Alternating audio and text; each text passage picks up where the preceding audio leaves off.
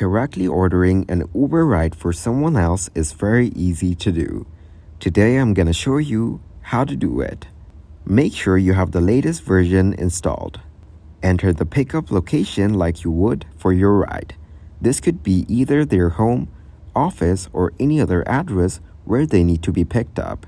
Tap on the For Me section at the top of the screen and then select Add a Rider. You can enter their name and contact information directly, or choose from saved profiles if you've ordered for them before. Then enter the destination where you want them to be dropped off.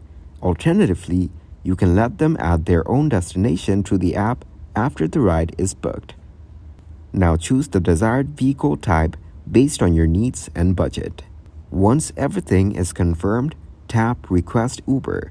Inform the person you're ordering for about the trip details, including the estimated arrival time and vehicle description. You can also share the ride information directly through the app.